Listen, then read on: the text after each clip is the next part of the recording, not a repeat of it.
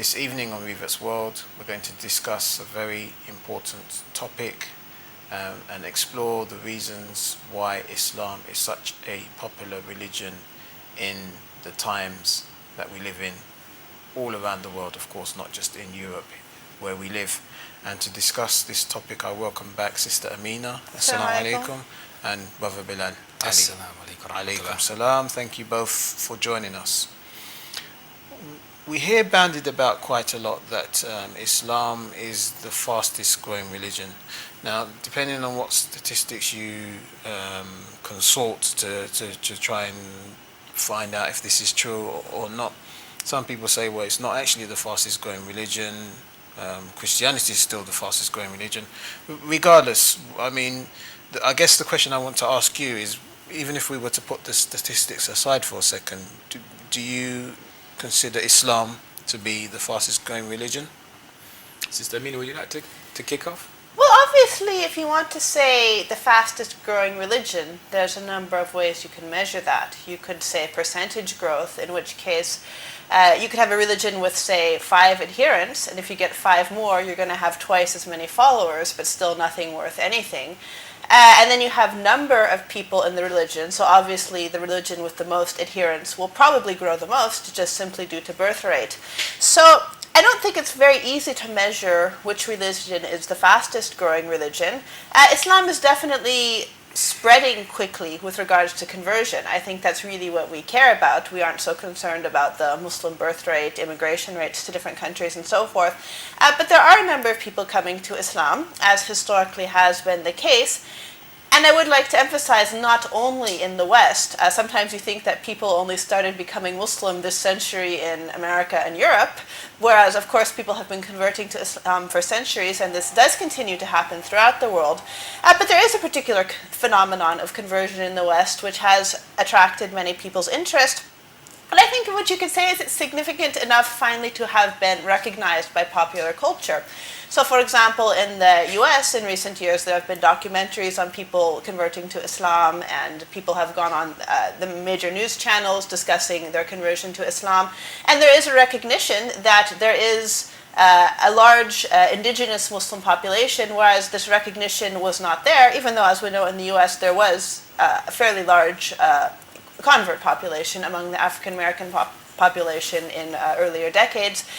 But this is finally, I think, really being accepted. Perhaps this is the beginning of accepting Islam as one of the many sort of indigenous religions, if you will, in Western countries. So the fast growth is definitely there. Whether Islam is really the fastest growing religion, it really doesn't matter. We're not playing a numbers game here. Whoever has the most converts doesn't win anyway, but we can say for sure it is growing fast and becoming established. Okay, thank you. Yes, probably. Yeah, I think this is to hit on a key point when the issue of significance, whether it's the fastest growing or not the fastest growing, maybe not the key issue, but the fact that that Islam as a world religion has entered the mainstream and has been in the mainstream for some time. I mean, you know, it's an indication of its significance in popular society and its relevance, really. And I still believe that that may well be the fact that Islam is the fastest growing religion, because of the intrinsic nature of Islam, and while it has this cross appeal from people from different classes and different ethnic backgrounds, you will find there's something in the dynamic of Islam and about the pursuit of justice and social justice, that people at the bottom of society who are not familiar with the message may have a kind of different take on Islam. Once they actually find out, okay, is this what Islam really stands for, then you find that there is this great acceptance. So this even if people don't embrace Islam, they become at least allies or friends. Sure. And adopt an attitude of acceptance of Islam. Okay. And additionally, I would speculate, and of course this does need to be statistically verified, I would suspect the rate of actual practice among Muslims is probably greater and continuing to increase compared to some of the other religions. So, for example, with regards to the Catholic Church, there are a number of people who, with respect to our Catholic brothers and sisters, have some doubts about some of the teachings of the Church, maybe somewhat nominally Catholic or emotionally, and not necessarily accepting every single aspect of the belief or living all aspects of those beliefs, which they might have some difference of opinion with. Whereas in Islam, we do find, of course, we do have non-practicing Muslims, but I think we tend to have more people in our community who really maintain a very strong connection with the faith in everyday life. And that is increasing, particularly among the youth, a sense of returning to the teachings of the faith and living them, as opposed to just being a, quote, secular Muslim. Yes, of course. And as you've both said, obviously, really and truly, it's not a numbers game, and whether or not Islam is or isn't the fastest growing religion isn't really the issue here. It's quality and not quantity, which I think maybe you were alluding to with your last point there. However, in Europe, I think it's quite unanimously accepted that Islam is the fastest growing religion. Yep. And I just have a quote here from the Pew Forum on Religion and Public Life that states that Islam is already the fastest growing religion in Europe, driven by immigration and high birth rates. The number of Muslims on the continent has tripled in the last 30 years. And most demographers forecast a similar or even higher rate of growth in the coming decades. So, I mean, we would accept this. Obviously, I think the statement here is probably missing the fact that while high birth rates and immigration has obviously contributed to a larger percentage of Muslims in Europe, we also have to remember that there are many converts. I mean, you were mentioning in America. I mean, I remember going to Philadelphia maybe 10 years back and seeing the amount of hijabis that I would see in London. But they were all converts because they were all blacks. Well, probably they weren't converts actually, they were probably second generation Muslims. So obviously this is something that we'd need to look into. However, what I wanted to ask, based on what you were saying, you used this word intrinsic, this adjective intrinsic with regards to Islam. If we could look into that in a bit more detail, and maybe if I could start with Sister Amina first again. What are the attributes, the elements of Islam that have attracted so many converts? And again, we're not just talking about Europe, but all around the world to become adherents to this religion?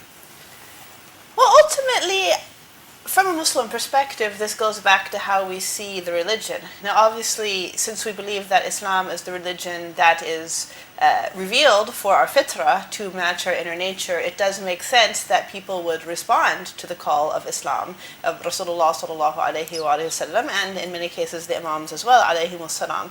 So that's a very simple answer, but I think that's essentially what it is.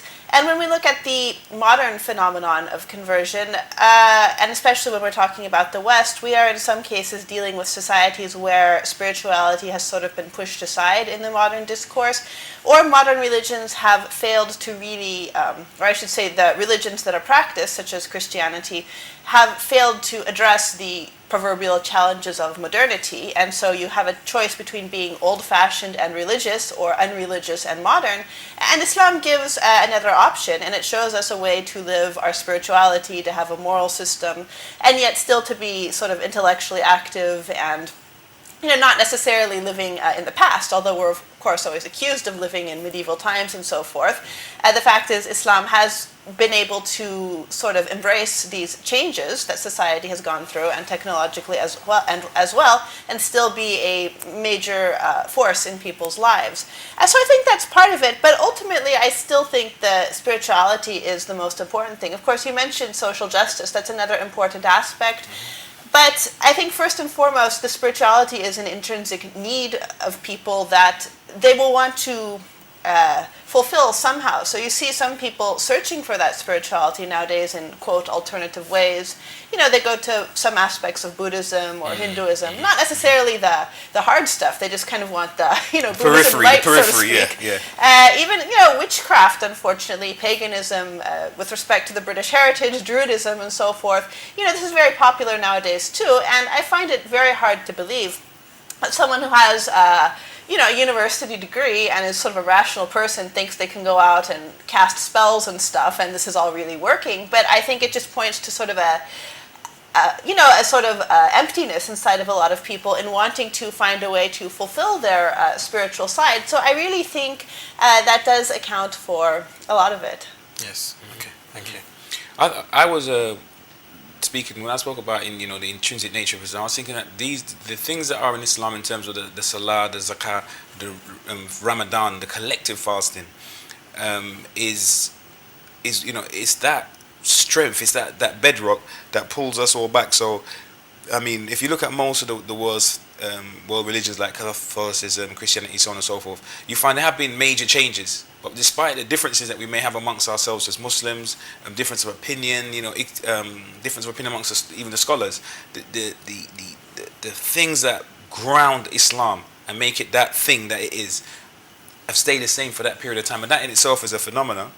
That doesn't really have a comparison. So I think that is the thing that people gravitate to, that stability, to know, okay, this religion, this idea is based on a book, not solely on a book, but a particular book, and this is the everlasting miracle of that religion. That's what the Prophet, peace be upon him, was left behind, and it hasn't changed. And I think that has a profound effect on people, especially coming from like a Western background, or growing up in Europe and places like this, because it's, although we don't want to make it a comparison between Islam and Christianity, it does play itself out that way if you're talking about people from a Christian background. So I definitely feel that is the Quran, the message of the Quran, and the Islam maintaining itself is what's popular. Although those Western commentators that like to be antagonistic against Islam, they like that word medieval, almost subconsciously putting that word evil in with Islam, like medieval, and even the tone of voice which they use, the intonation of their speech, it's a little bit cunning, but we're on to them. Not only could you say we're onto them, but it seems to be having an adverse effect anyway, because the more people hear the negativity about Islam, the more people hear about the different sects of Islam, or the war on terror, or the war in Afghanistan, Iraq. This is a catalyst for them to find out more about this religion. Absolutely. Apparently, the number of Qur'ans that were sold after 9/11, shot up. Sure. Surely it's having a detrimental effect.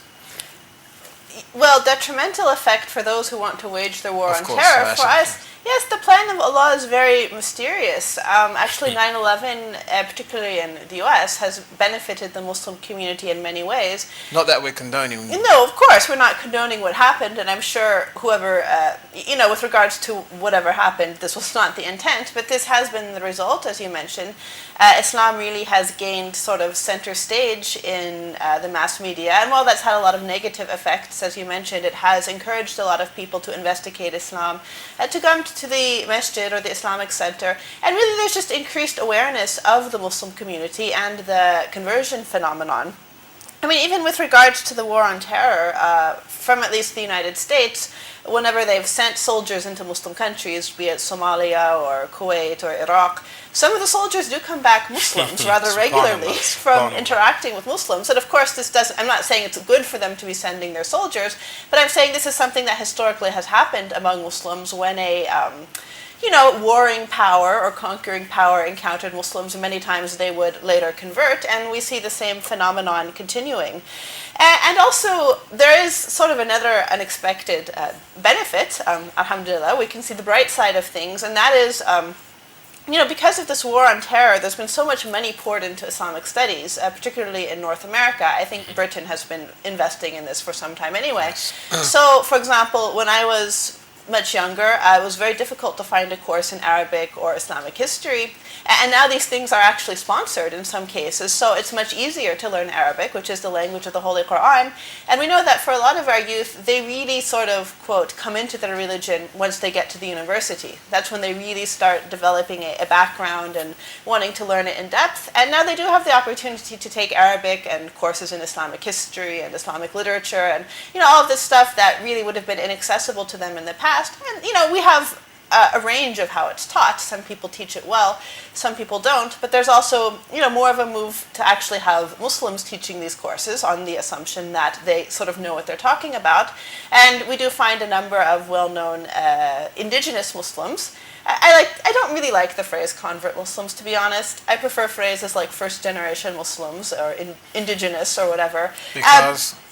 I'm not sure why. I suppose I find it's a more neutral phrase. When we say convert Muslims, there are a number of stereotypes that tend to come along with that, which may or may not be accurate and may or may not be flattering. So I prefer some of these alternative phrases, but that is essentially what I mean here. And so I think that's just also part of establishing Islam, and now in institutions of higher education too. So it really has been, although quite a surprise, it has been a blessing for the Muslim community. And I mentioned the sales of the Holy Quran and how they've risen over the last 10 years or so. Maybe drawing from your own experiences. I mean, there are so many different assets to the Quran, which could be a way, or is a way, if you like, of Allah propagating the message of Islam for Himself. How much He needs us to do it is debatable. I mean, there's the logical aspect. The way in which the Quran approaches people from a very, very simplistic look. 1 + 1 = 2. Don't make 2.5. Don't make 3 or anything else. And you mentioned spirituality. Obviously, as we know in the West, and not just in the West, all around the world, there's this void of spirituality, a vacuum that could be filled just from picking up this book. You can feel like you're actually connecting to a higher source, and so on and so forth. So, I mean, should it be? I mean, what do we need to do? Do we need to start putting, for example, the Quran in each and every hotel room alongside the Bible, and use this as a way to maybe propagate the message of Islam? I'm not sure about that, but what I'm sure about is that when Allah says that they plan and Allah plans, and Allah is the best of planners. So whatever the intent of individuals to cause calamity and to cause harm to people, which is something that we don't agree with, we know that that a good outcome has come out of that. Paradoxically, a good outcome has come out for that. I think that what we could do as Muslims is just to keep the message of Islam, correcting people in the mainstream. Oftentimes you hear Islam being bandied about on radio shows and across the airwaves, and it's always, maybe if you are listening to something and you say, hey, that sounds a little bit off center, maybe I should call in, and just, give the message. Or if you're in arenas where, in the workplace, wherever you may be, in social settings where, Islam does come up conversation a lot, and you have a choice of saying, well, I didn't hear that, and maybe I'm not dressed in the sunnah today, so I could just have an easy, I'll play this one quiet. Maybe I didn't hear what they said about hijab and it not being mandatory or whatever. No, we will enter the, just throw 2 pence in and say, actually, I'm just aware of X, Y, and Z, and just put a point across. I think this helps, and it helps because people will be, in my experience, I find people have wanting to know more, basically. Sure. So you don't have to necessarily go in there with all guns blazing, but if you make a statement, people will, that's interesting, and what do you say about this? They want to find out more. So, and then maybe give them a Quran. At that point, yeah. Close the deal. Yes. Okay. You've heard this accusation, right? Is it right or wrong? I.e., that Islam, because we're talking about the popularity of Islam, obviously in today's time, but how Islam actually spread, because as we know, it reached Europe long before we were a twinkle in our parents' eye, if I could say. Did it spread by the sword, or was it by other means, or a combination of the two? Well, historically speaking, the Islamic nation state attached to the Khilafah of the time did spread by conquest, but we do know the early caliphs didn't really have much motivation to try to force people to convert. So, for example, they in the modern-day Iran became part of the caliphate, but we do know that the caliphs were collecting the jizya, or the poll tax for non-Muslims, for every non-Muslim citizen. The philosophy of that being that the non-Muslim citizens of a Muslim state pay the jizya, or this tax, in exchange for exemption from military service. At least that's how it's supposed to work. And also having the right to maintain certain affairs in their own community as an officially recognized sub-community. And so, because they were receiving money from these people, there wasn't really the motivation to force them to convert, at which time they would lose the jizya. So, I don't think it's fair to say Islam as a belief system spread by the sword. The Islamic politics, so to speak, did spread like any other state, but people were generally free to maintain their belief.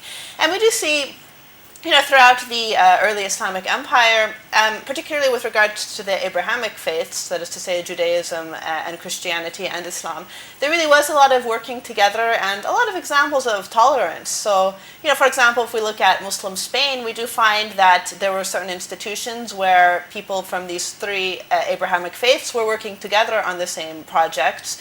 Generally, it's said Jews in particular had a much easier time under Muslim rule than under Christian rule, which was much harsher. So I don't really think there is much validity to that statement. And furthermore, when we look at the largest Muslim countries in the world, such as Indonesia or India, Islam did not spread there by the sword at all. It was spread slowly through trade, through contact with Sufi groups and mystics, intermarriage, that sort of thing. And Islam has definitely taken root in these places. They have some of the world's biggest Muslim populations. Yeah, I believe Indonesia is the world's most biggest Muslim country, yeah. And then Malaysia and other areas of that region of the world. And the same thing with regards to Europe. I mean, it is true that Eastern Europe was under Ottoman rule, but the conversion, again, it wasn't forced. Just some people chose to become Muslims during that time and remained Muslim until the present day. So I think that's not really an accurate statement because, essentially Muslims are known, I mean, if you actually know something about Islam, are known for being respectful and tolerant of other religions. We really don't have any reason to force people to convert to Islam. We are sort of willing to accept that people have other beliefs, but we encourage them to come to Islam because we do believe it is the correct belief and the one that's going to be most beneficial both socially and individually. Okay, thank you. When the sister was speaking, I was thinking of Indonesia actually, because knowing that it's the biggest Muslim country, and while some, as I say, antagonists against Islam, you would say, charge Islam with saying it was spread by the sword. They really come with little or no empirical evidence to support that. And when we think about Indonesia as the biggest Muslim country, we say, well, name us the battle or a general or a date in time, or name us something specific that would indicate of this spreading of the sword factor. And we don't see that. What we see is, as the sister said, the interaction with traders. It played a big part. Trade around various coastal regions in different countries because of the travel by sea at that time, and that's where Islam spread from those places, and it would go inland with the goods and services. I guess it would spread along those lines. So we don't see much empirical evidence, or hardly any, to really support that. But we just hear the aspersion. Yes. And from my own studies in West Africa, it's the same story basically. You had Islam from West Africa, from Maghreb, and these traders who would cross the Sahara Desert were Muslims, and some of them would be quite knowledgeable, possibly even imams, while at the same time had to make a living. And so this is how it was. It wasn't like a missionary kind of project or anything like that. It was just Muslims were interacting with the locals. The locals were finding these people to be quite devoted to the religion, but also trustworthy in business and so on and so forth. And gradually you had people converting, and as these people converted, the story went on and on. So that you find in certain parts of West Africa, places like Mali and Niger and Senegal and so on and so forth, that have 90+% of Muslim. And again, right. You don't have any battles, as you said, recorded in history of Muslims, because they wouldn't have been able to cross the Sahara Desert to wage a war anyway. So yeah, and I mean, this is the same phenomenon we're seeing today, whether it's in Europe, in North America. They had a program on this channel some time ago about Islam in the Caribbean and in Central and South America. It really is spreading, just the same way it has in the past. It really is the continuation of just the legacy of how Islam, slowly, bit by bit, was attractive to many people, and they became Muslim until Islam became established in different areas. Okay. Thank you very much. We need to go to break now, but with regards to this spreading, when we come back, we need to look at whether Islam is posing a threat to these places that you mentioned in the Caribbean, South America, in Europe as well, specifically because obviously we're here to stay, aren't we? So we need to examine whether Islam is foreign to these countries or not, inshallah. Join us when we come back in a couple of minutes. Assalamu alaikum.